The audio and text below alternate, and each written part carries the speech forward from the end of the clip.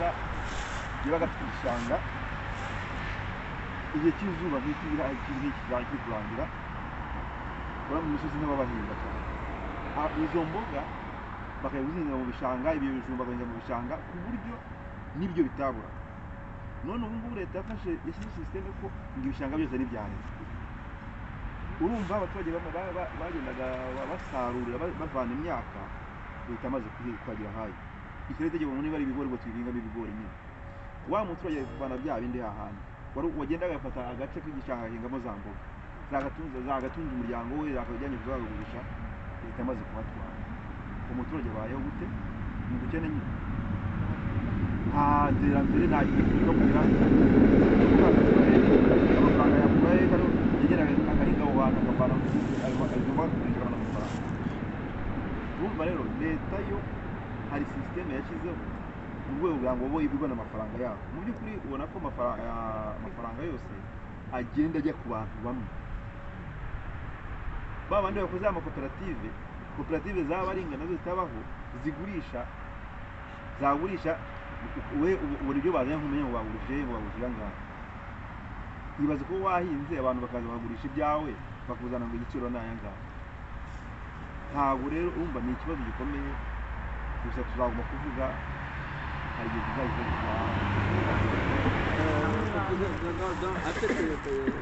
deux petites choses, c'est que donc les marées, normalement pendant la saison sèche, les habitants cultivaient les patates douces, les haricots dans ces marais-là.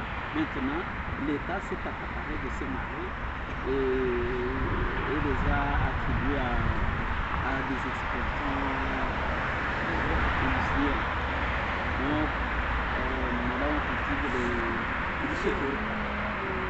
canne à sucre. Les cannes à sucre, les légumes qui sont exportés. Et puis le deuxième chose, il a dit que maintenant l'argent, la richesse du pays est entre les mains d'un groupuscule.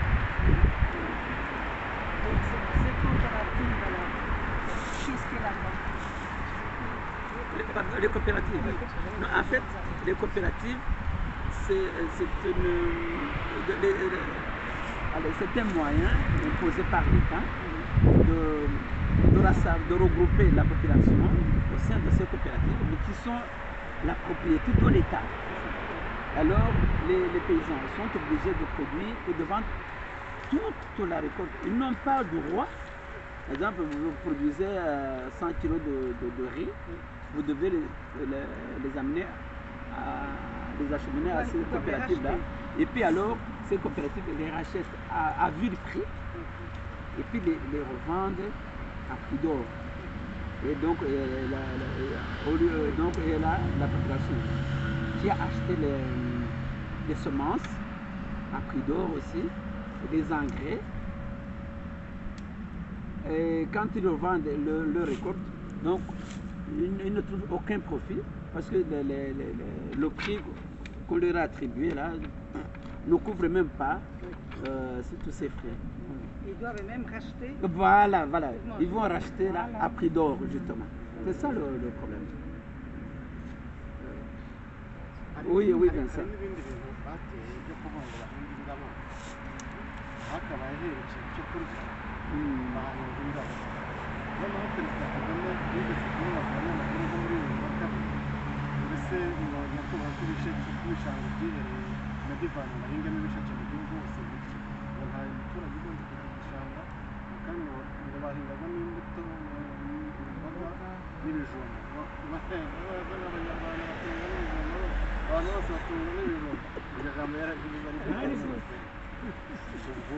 ibishanga byahise bihinduka iby'umuntu umwe divanye ariko ari umushumba uragiriye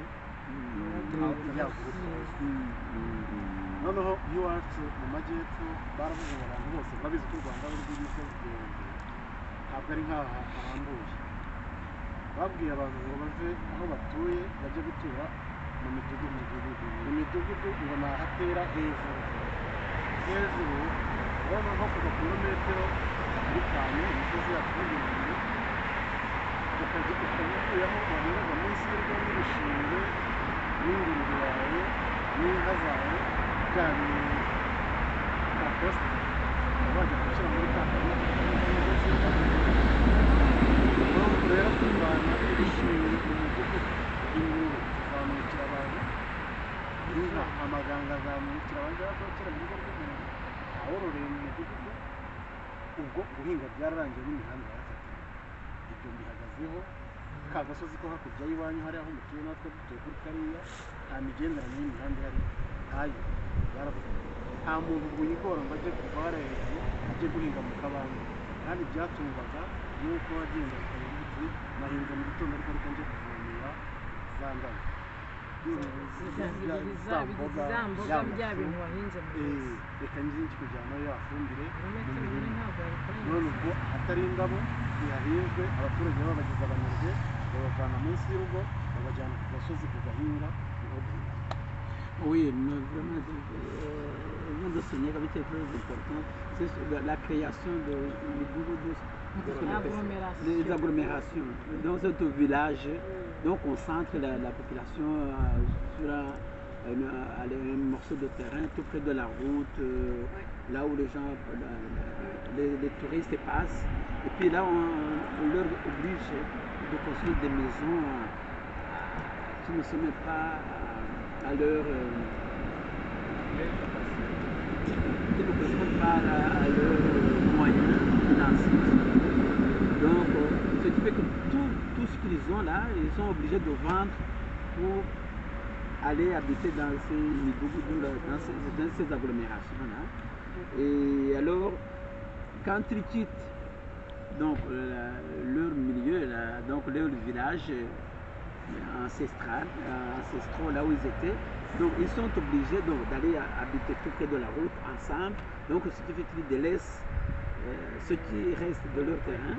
Ils n'ont plus de compost, c'est ça le compost, donc pour avoir des engrais. Ils n'ont plus d'élevage parce que ils avaient le petit élevage, là, les chèvres, les cochons, etc. Les pauvres, donc ils ne peuvent pas faire ça dans ces agglomérations. Donc il faut que ça contribue à l'appauvrissement de la... Voilà.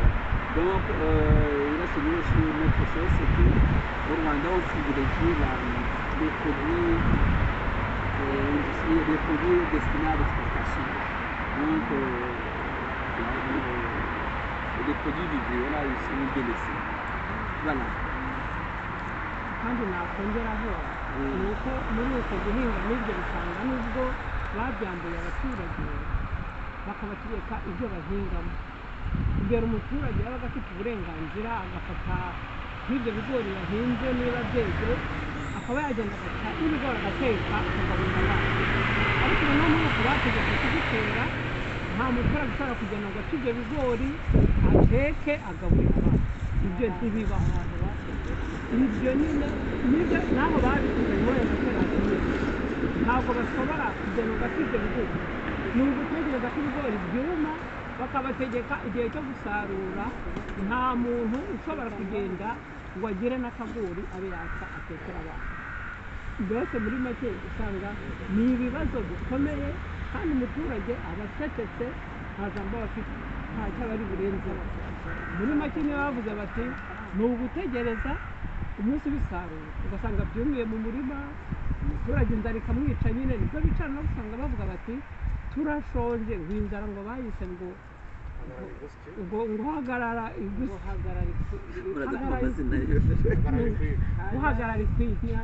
mbese ubwo funga umwuzukuru araje wese urabona abaturage barashonje.